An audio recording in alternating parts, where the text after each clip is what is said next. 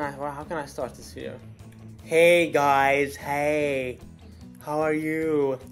Yeah. This thing is just lying around here. Monster by Paramore is a cool song. I keep saying that at the beginning of every one of these videos, and I apologize if it seems like I'm just saying the same things, but I generally only do songs that I like, so that's why I'm so positive about these songs. This one was kind of I don't want to say late entries because then it sounds like a competition, but this one, late additions, I'd say, to the set list of this series. And I probably learned the song, I'd say about a week or two before I recorded, maybe a week and a half. Such a fun song. There's something about the placement of the accents and where the bars end. Well, the bars always end at 4, if you know what I'm saying, but something about the phrasing of the guitars and the vocals just sounded really, really cool to me and made it a really fun song to play. One thing that I think is the most interesting about this cover that no other cover of mine thus far has had, I don't know if a lot of guys use this technique in terms of editing. People probably do, so I'm not going to say like that I invented this or that I'm special or smart, but something that I did was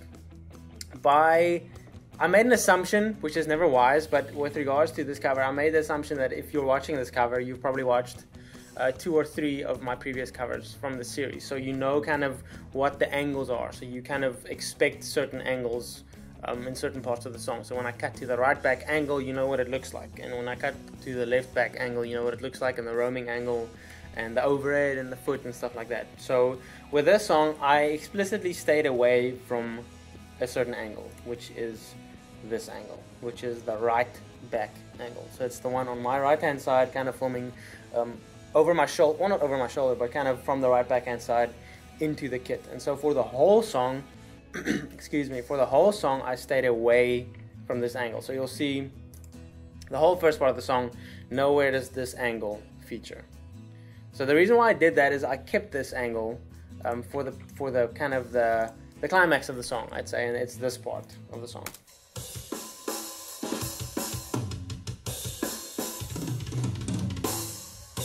So I think that's kind of the climax of the song. The whole song kind of builds up until that point, and that's the only really not incredibly fancy, but it's the fastest fill that I play in the whole song, and so it's kind of the climax of the song musically, I think.